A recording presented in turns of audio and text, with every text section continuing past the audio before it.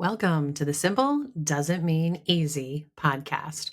We are here every Monday working at simplifying things in our lives, one day at a time, one simple step at a time. I'm your host, Michelle Visser, and today is more in our series about gardening. I am going to share with you two, not one, but two totally free ways that you can completely uplevel your gardening. But don't worry if you aren't a gardener, if you're not going to be growing vegetables this year, this is still an episode for you because these two things will impact you even if you just have some house plants. Okay, one of them will impact you with just your house plants. And if you have any sort of outdoor shrubbery, flowers, any sort of outdoor landscaping, both of these free things are going to uplevel that as well. So I think you're going to enjoy this. Plus, be listening about halfway through when I share with you one of our sponsors for today. I'm going to share with you a way that you can actually garden without having a garden. I'm actually not kidding. And it's really cool. So don't miss that. Before we dive into this episode, I want to talk about meat for a second.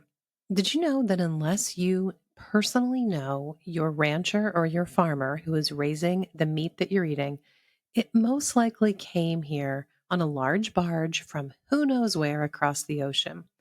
And it was repackaged in some way here in the US, so it could be labeled as a product of the US. And if you're paying for the really best cuts because they have some fancy label on them, most likely you are being greenwashed because these terms don't mean a darn thing. Even if you do find a local farmer, you might not know. In fact, they might not know if their animal feed is being sprayed with glyphosate before it gets to their farm. Go to 99counties.com because there I have a great solution for you. It's a new platform that is connecting consumers like us who genuinely care about our food directly to regenerative farmers across the Midwest who are doing things right. Use code solely rested at 99counties.com and take $30 off your first order. Isn't that great? Or go to solelyrested.com/beef. I link to everything there and I share with you some tips and insights and delicious recipes for preparing pasture raised meat. solelyrested.com/beef. BEEF. So here I am. I'm actually stuck inside, but I'm not complaining. I'm looking out my recording office window at the beautiful snow. It's that kind of snow. We've gotten a lot of these this winter. It's not always this kind of a snow, but a lot of times this winter we've gotten these beautiful, light, airy snows that lay on all the branches of all the trees, especially on the evergreens. It's so pretty. And it stays there all day. You know, sometimes the snow will do that for maybe an hour, but then it'll be gusting winds. But there haven't been winds. It hasn't even been that cold. So anyway, I'm looking at a beautiful scene and I'm thinking, how funny. Here I am looking at about, I don't know, a foot and a half of snow out my window and I'm going to be talking about gardening. That's the way it works, though. For a gardener, you talk about gardening all year long, first of all. And second of all, it's time to be thinking about getting my seedlings ready, regardless of what it looks like outside. And that's good because it gives you hope, right? It gives you excitement to realize in just 10 weeks, I'm going to be playing in the dirt. The snow is not going to be there, and I'm going to be able to get to the dirt and I'm going to be able to start planting some things. So it gets you excited. But I'm not complaining. I actually also like the winter and I kind of like the fact that I was stuck at home today. We got really bad storm. The roads were really treacherous from what I've heard. We were thinking about still going out. I was going to go to the gym with my daughter and go to the coffee shop, do some work there because we like getting out. And it's just fun to do your work at the coffee shop instead of at home. Anyway, um, but I heard from my husband on his way into work that the roads are really bad and it's going to get worse, they're saying on the weather channel. And then we did have a delivery man pull up a few hours ago and I asked him and he's like, oh, they're bad. So I knew I wasn't going to the gym. Definitely not worth it. But that's great because it gives me time to not only record this episode, but I think I'm going to have time to record 2 episodes today. I'm going to do 2 about gardening. Not sure when the second one will release. It might release right after this, or it might be a few weeks later. I never know. There's so many variables. So I'm never quite sure when I sit down to record how long it might be until it actually is published. But anyway, so I'm excited to sit here and talk about gardening. So today, the 2 free things you can do. They're actually really simple, but I'm not kidding when I say it kind of up levels your garden. One problem that all gardeners have are the pests, the aphids and all the other ones that are very specific sometimes to certain kind of crops that you have. But there is a companion that you can welcome into your garden that will do an amazing job at eating all of those pests that you don't want on your plants. And some might think he's a little ugly, he's brown and bumpy, but I got news for you. Every time I see one in my garden, I have a conversation with him. We have a little talk. And in fact, every summer I'm I'm 100% certain, but I guess I can't really say that for sure, but I'm pretty certain that it's the same ones that are there all summer long, and they get used to me, and I like talking to them. I mean, anybody standing around watching me talk to a frog or a toad might think I'm weird, but they're a nice companion in the garden for lots of reasons.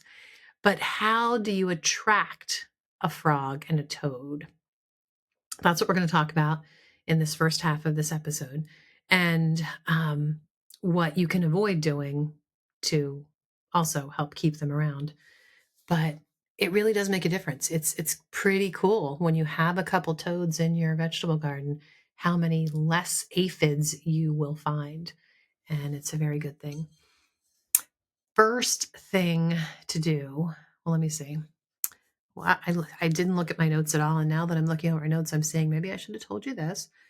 That pests are a perfect snack for the frog and toad. The very things that gardeners want nowhere near their garden are the exact things that the frog and the toad love to dine on. They love to eat caterpillars and cutworms and grasshoppers, grubs, slugs, and my personal nemesis, the squash beetle.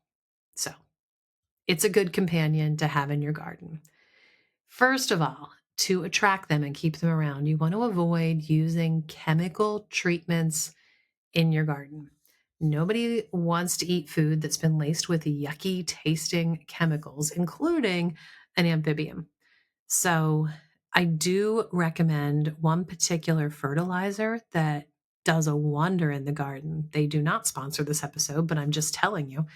Um, it's a fabulous, I can't remember the name of it, and I don't want to guess and tell you the wrong thing. So I will put it in the show notes, but it is a fabulous, organic, all natural fertilizer, and it is going to make my frogs and toads happy. They're not going to mind this one on my plants. Second thing, provide covered, shaded areas. And I find the best way to do this, because it's really, pretty hard to like plant a tree or a shrub and give them shade, give them shade that way. But what you can do is give them a little house. Now you can actually go buy frog and toad houses. Maybe you've seen them at your local nursery or garden store. Um, but there's really no need for that unless you really want something cute. There's some really beautiful ones that are very adorable ornamental kind of additions to a garden. And you certainly can do that. But in fact, you know what? I have an article that itemizes everything we're talking about today. If you'd like to see things in print more so than audio, or you'd like to follow up with print, I will link that article in the show notes to this episode. And I do link to I think I have a couple different really cute toad houses in there if you are looking for something like that. But what I do, I just use broken pottery. And it's I'm kind of weird that whenever I will drop a mug or a bowl, the first thing I think of is, wait, will that be a good toad house? So I have, I don't know, 3 or 4 of these probably that I've kept over the years that I store away with all my garden accessories every year. But I am always adding to it if I break another cup or bowl that makes for a great toad house. And you can probably picture what I mean when I say that.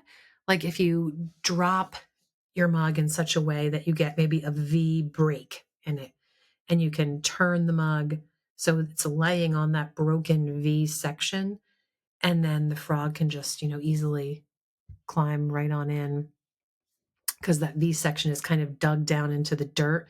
So he has a little entrance through the top of the mug, if that makes sense. A bowl is even better. And you don't have to break, it doesn't have to be broken. If you have old bowls, you're changing out your plates. I don't know, somebody gives you a bowl that like they give you with food and then they never want it back. I don't know. For whatever reason you might have a pottery bowl laying around that you're not using, you can just prop it on its side. And if you have an old plate, kind of the same idea, you can prop the bowl on the plate in such a way, kind of dig the bowl down into the dirt and put the plate underneath of it. And then, bonus, you can also hold some water there, which actually is a point we're going to get to in a second. But however it works, don't throw away your broken pottery. Look at it and see if it will be a good toad house, because your toads will be very happy. They do need shade because they need a place to get cool. They're not going to stay around your garden if it's in the sun all day, 24/7, and they don't get any rest from the heat of the sun. Um, so, number three, keep some leaf cover around. I know in the spring when I'm getting the garden ready and prepared to plant, I have such a strong urge to get every single leaf out of that garden. I was going to say leaf and rock, but here in the Granite State, I kind of gave up on that 10 years ago. That I know I'm never going to get every rock out of my garden. There are so many rocks. But I resist the urge to get rid of all those leaves because I know the toads love it. The leaves give them not only more shade, but they give them a place to hide. And there's going to be predators in your garden that they're fearful of. They're going to want to be able to get away and hide from those predators. And a small leaf cover in a few corners will give them that place of protection that they are craving and that they need. Also, like I've already mentioned, they need water. Amphibians actually absorb their water through their skin. So they love sitting in a shallow bowl, or what I'll use is a dish. The one that I use got a chip in it. And I right away thought, well, this is perfect because you know how some plates have a nice wide edge and then they go down in the center, like almost bowl like, even though it's a plate. Well, that's what I use because it gives them that nice shallow little area of water, and they can lay in it and soak in the water through their skin. Of course, it's not going to be helpful to them if you're not changing out that water pretty often because they want it to be nice, clean water. But that's super easy to do. If you're out there watering your garden, you just pass the watering can over that plate as well. Also, you want to give them, if you can, I shouldn't say you want to give them. If you have access for a pond somewhere nearby, they of course love that. Now, that's not nearly as practical as just finding an old plate. But if that's something that you kind of have been planning anyway, I want to reassure you that that would be a great thing to do, to have a pond in or near your garden, because then you will have a lot more frogs and toads. But the shallow bowl will also do a great job. We have to pause this episode though, because I need to ask you a question. Did you know there is a way to grow amazing fresh food with no worries of weeds, pests, or any concern about poor weather conditions?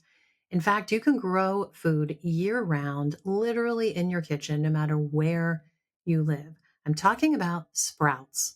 They are nutrient dense food packed with vitamins and minerals, fiber, protein, and antioxidants.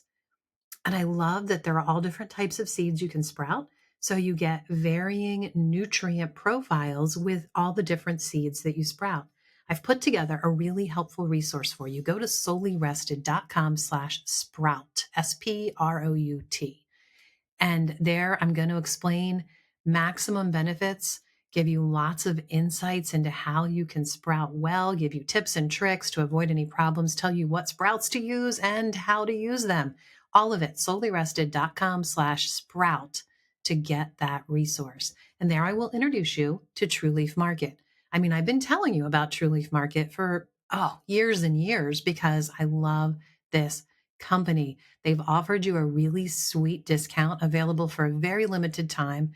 Go check it all out at solelyrested.com/sprout. Also, guys, I want to talk about botanicals for a really quick second.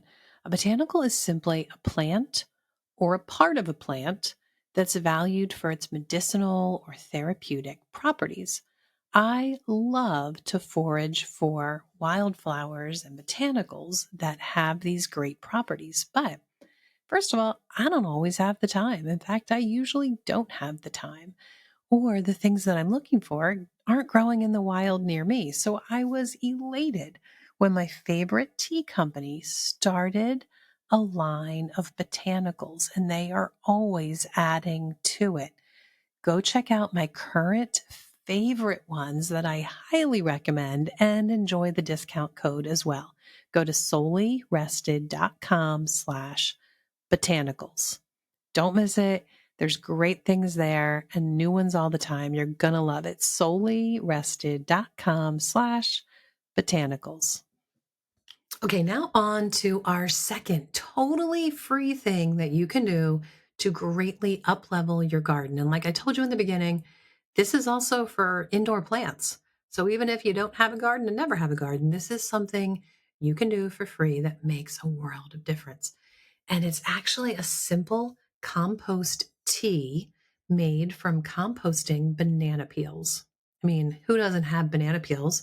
And I'm always wanting to use them well because they're so nutrient dense for our garden. So I will usually put my banana peels in my compost pile, but you also can cut them up and literally put them in your garden, the banana peel. If I'm planting my seedlings in the spring, I will sometimes put small pieces. I'll cut them up into pieces and put them in each hole to give the extra nutrients to the plant. But to make your compost tea, you want to save a couple banana peels, put them in a quart jar. This is how I do it. It doesn't have to be a quart jar, but that works best for me. Put it in a wide mouth quart jar. And then I put some sort of a rock or a weight on top of the banana peel to make sure it's going to stay down at the bottom of the jar. Then I cover that with water, just plain old tap water, and I'll cover the lid with a piece of fabric. You could just put the lid on too. We'll get into why you'd want to use fabric in a second. Let it sit for at least 24 hours, just sitting right there on your counter in your kitchen or wherever you want to place it. And then you strain out the water and you have your concentrated compost tea. You can dilute that with about 4 parts water to 1 part compost tea and water it right on your plants. It's ready. But to get even more value, y'all know how much I love fermenting. We talk about kombucha, we talk about fermented veggies. Fermenting is the way to go when it comes to food and increasing the nutrients in your food and making the food even more gut healthy. It's no different with your compost tea for your garden. Um, by the way, I could tell you, our sponsor for this video, one of our sponsors, True Leaf Market, they have an amazing setup that it's all I ever use for fermenting. It's what I use to ferment all of my veggies from the garden. My cherry tomatoes are my favorite ferment. And I think we did an episode, about cherry tomatoes. If I remember, I'll link it in the show notes for you. I know I have. You know what? I will definitely link in the show notes recipes that I have for fermented foods. It seems unrelated to um, this compost tea I'm talking about, but it definitely is very much related to the topic of gardening because if you're going to be harvesting a lot of wonderful food because of these great 2 little free tips that you have, then you want to know what to do with it. And fermenting is a way to do it that increases your nutrients, that helps the food preserve all the way through to the following harvest a whole year long. I've even had some fermented foods I've kept and enjoyed for 2 years. And the simplest way I've found to do it is with these ferment springs from True Leaf Market. So I will link those in the show notes as well. But they're great. They keep your food down under the brine and the lid comes with it. You just need a jar. It's great. So if you want to know more about fermenting, absolutely check those out. And you can use that special code at solelyrested.com/sprout. You'll find the code that will save you a sweet discount if you want to get those fermenting springs. All of that was a side note. I wasn't even planning on doing that, but it just dawned on me. It very much relates to what we're talking about. Um, okay, so to ferment your compost tea, it's really simple. You do need to put fabric over your jar with your banana peels and your water in it, not a lid, because you want to capture the good bacteria in the air into the jar. And the banana is then going to feed that good bacteria and be food for it to thrive in your jar.